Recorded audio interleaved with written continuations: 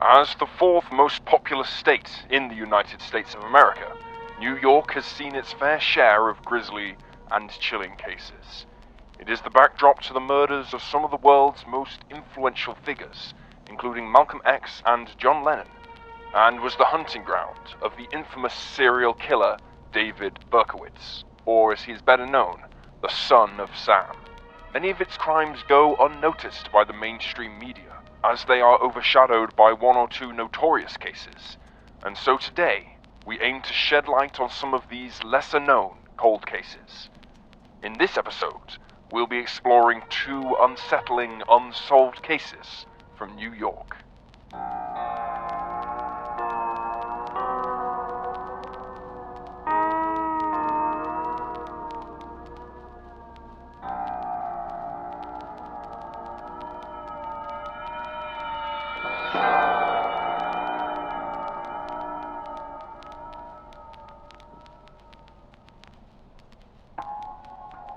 Audrey Herron. If you were to ask her friends and family to describe Audrey Herron, you'd receive responses like spunky, full of life, and compassionate. A part-time nurse, Audrey worked at the Columbia Green Long-Term Healthcare Facility, a nursing home located in the town of Catskill, and she was, by all accounts, loved by her patients and staff.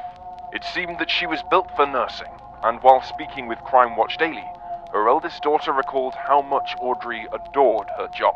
Little is documented about Audrey's life outside of her career. She had her first daughter, Soncia, at the age of 22, and later went on to marry the son of a wealthy golf course owner named Jeff Herron, with whom she had two more children, her son Quinn, and 2 years later, her daughter Katie. Jeff, on the whole, was liked by Audrey's family and friends. Soncia remembered that, although she still had her biological father, Jeff never treated her any differently and doted on her like she was one of his own. It was a miserable evening on August 29, 2002, when Audrey left her place of work and headed home for the night at around 11 p.m. It was rainy and foggy as the 31-year-old navigated her way back to her house in Freehold, about 12 to 15 miles from her workplace. According to grainy CCTV footage retrieved from Cumberland Farms, Audrey turned her black 1994 Jeep Grand Cherokee with New York license plates X233UV left after she left the car park at the nursing home and drove westbound on State Route 23 in the area of Jefferson Heights in Catskill. This was her expected route back to Freehold. Unfortunately, no other CCTV shows Audrey's journey, and she never returned home. The following morning, Jeff called friends and family looking for his missing wife, but nobody had seen her. Alarmed by this fact, he notified Audrey's stepmother, who worked at the division headquarters for the New York State Police, and officers were immediately dispatched to the family home and the 31-year-old's place of employment. Several clues indicated to authorities that Audrey wasn't a runaway who'd opted to start a new life somewhere else. For one, she had left all 3 of her children behind. Her eldest daughter, Soncia, who was 10, had been on holiday in Florida with her maternal grandmother for the last month before Audrey's disappearance. The 31-year-old had a doctor's appointment the morning after her disappearance and was due to collect Soncia afterwards.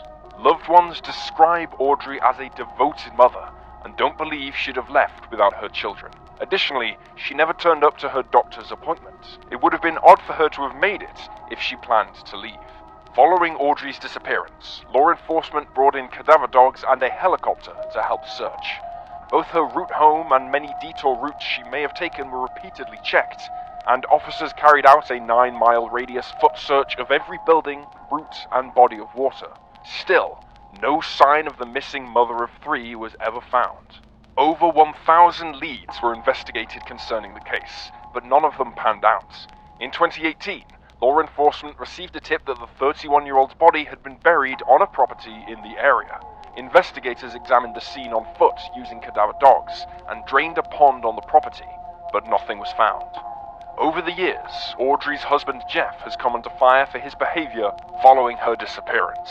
Officers speaking with True Crime Daily reported that Jeff was somewhat cooperative, but would not elaborate further. While he allowed investigators to search the family home and willingly took a polygraph test, his conduct in other instances has been heavily critiqued. Reportedly, after Audrey went missing, Jeff failed to participate in the immediate search. He also does not engage in the fundraisers that family and friends continue to hold, so they can carry out further searches for the mother of three. There are also rumors that his polygraph tests were inconclusive, but this seems to be unsubstantiated, and as we've noted several times before on the channel, polygraph tests are not reliable at establishing the truth. Notably, no one has ever been able to come up with a theory as to why Jeff would want to make his wife disappear.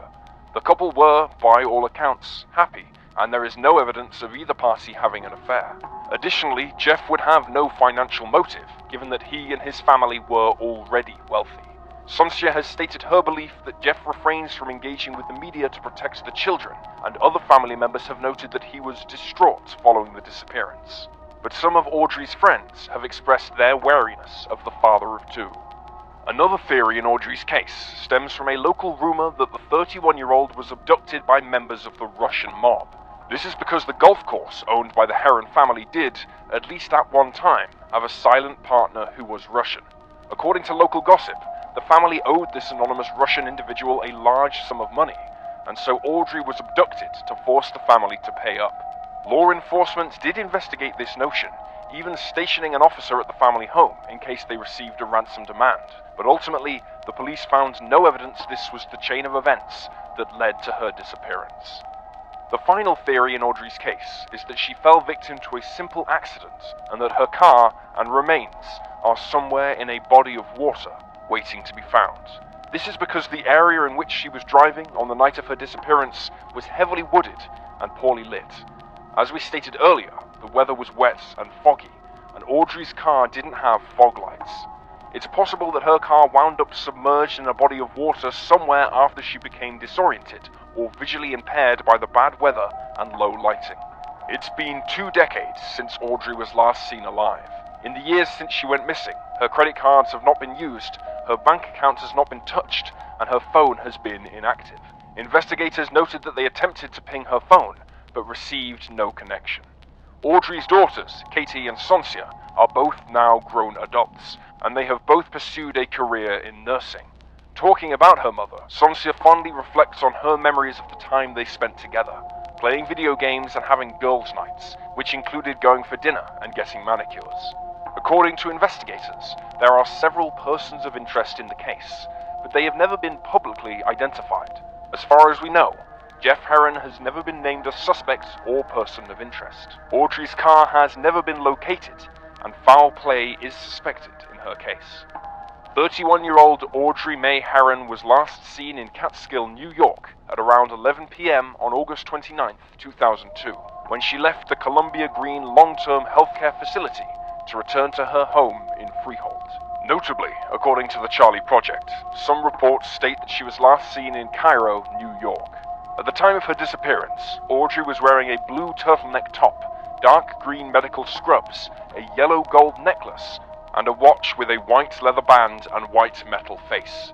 She is described as a white woman with dark blonde to light brown hair and hazel eyes, and a scar on her right thumb that covers a portion of her hand. She also has a mole on the inside of her right knee. She is a petite individual, standing at 5 feet and weighing around 105 pounds. She may wear eyeglasses and is known to smoke cigarettes. Her maiden name is Turk. If she is still alive, she will be 51 years old. If you have any information about Audrey's disappearance, you can call the New York State Police at 518-622-8600. Sara Ann Wood. On August 18, 1993, 12-year-old Sara Ann Wood left her home on Heckerdam Road in the town of Frankfort to visit her local church, Norwich Corners Church on Roberts Road and Grafenberg Road in Secoy. Sara attended summer Bible school here, less than 1 mile from her family home. At the church, the young girl collected some poster board, a church songbook, and some 8 by 10-inch plastic transparencies. After this, she turned back to return home. Sara left the church on her pink and white 10-speed mountain bike and was last seen riding down Roberts Road and pedaling up the steep hill on Heckerdam Road, about 4/10 of a mile from her house. Despite being so close to her home, Sara never made it, and she was never seen again. Later that evening, when family, friends, and law enforcement searched for the missing girl, they stumbled across something in the brush. The supplies Sara was last seen carrying, which were scattered haphazardly on the ground, and her distinctive pink and white bike, which had been carefully leant against a tree. The items were located 100 feet from Hackerdham Road. It seems that the investigation into Sara's disappearance was short-lived, because just 3 years later, a man named Lewis Lent Jr., a 45-year-old former janitor, confessed to abducting and murdering the 12-year-old girl. Lent was already serving time in prison after being convicted in 1995 of kidnapping, larceny, assault with a dangerous weapon, and assault and battery, following his attempts to abduct another 12-year-old girl the year before in Massachusetts. During his time in custody, Lent confessed to the murders of 2 children. Reportedly, Lent's first victim was 12-year-old James Bernardo, who disappeared from a cinema in Pittsfield, Massachusetts on October 22, 1990. At the time, Lent was an employee of the cinema, and he bumped into James while outside the establishment. Using a knife and threats of violence, he forced James to go with him and took the young boy back to his apartment, where he taped him to his bed, cut off his clothes, and assaulted him. He then murdered James by hanging. James's nude body was found in Newfield, New York. While it was far from the abduction scene, it was close to where Lent's childhood home was located. At the time of the crime, Lent was not considered a person of interest, nor as a suspect. In Lent's second confession, he admitted to abducting and murdering Sara Wood. He claimed that he had been looking for a victim when he came across the young girl, and once again, he used a knife to force her into his van. He then bound the 12-year-old's hands and drove her upstate into the Adirondack Mountains, where he raped Sara before clubbing her to death with a heavy tree branch. He then buried her body, although he never checked to see if she was still breathing beforehand, noting, quote, "I don't like to touch dead bodies." He had come to the mountain range equipped with the tools needed to bury the corpse. Initially, after confessing, Lent said he'd buried Sara's body in a clearing near Roquette Lake in the Adirondack Mountains. Sometime later, he drew a map of the burial location for authorities, indicating that it was in or around the town of Inlet, New York. However, searches of the area didn't produce any evidence as to Sara's whereabouts, and Lent later admitted that she wasn't really there. He went on to refuse to tell law enforcement where the remains were, and then claimed he'd buried her body with another of his victims, whom he didn't want uncovered. Eventually, Lent recanted his confessions, but it was too late. He was convicted of the abduction and murder of both Sara Wood and James Bernardo. In 2013, he confessed to the murder of James Lusher, a 16-year-old boy. James Lusher vanished from Westfield, Massachusetts in 1992. Authorities declined to pursue the case in court because Lent was already serving life behind bars, but they searched for his body in Greenwater Pond. Despite a 3-day search, however, no traces of James were recovered from the area. Although Lent has been convicted of 2 murders, there is much debate and speculation surrounding his confessions. He claimed he was subject to blackouts and memory lapses, and in one Associated Press report, he stated that this was due to a close encounter he had with a UFO in 1974. This may suggest that Lent has mental health issues, which could skew his confessions. It has also been theorized that Lent didn't act alone, and that he may have had an accomplice who is still free. Sara's body has never been found, and in 2015, her case was reopened.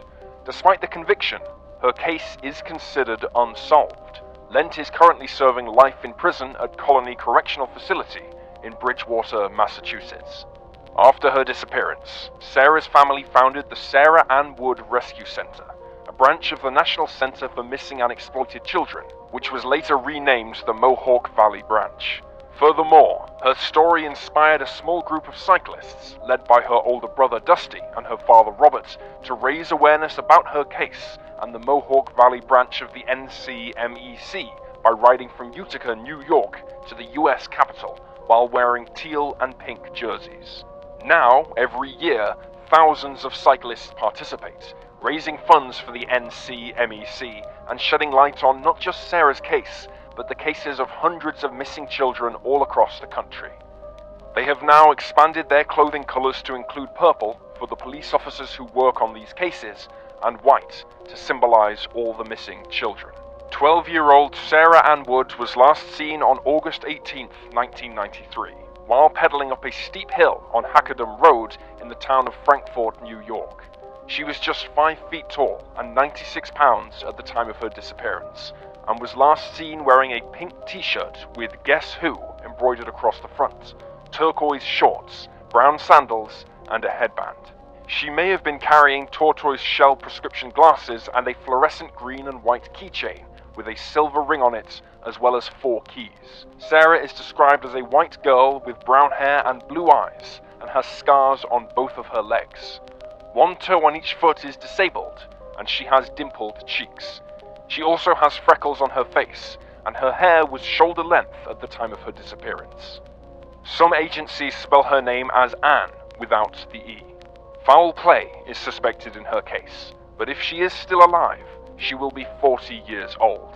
If you have any information about Sara's disappearance, you can call the New York State Police at 315-366-6000. And there you have the facts.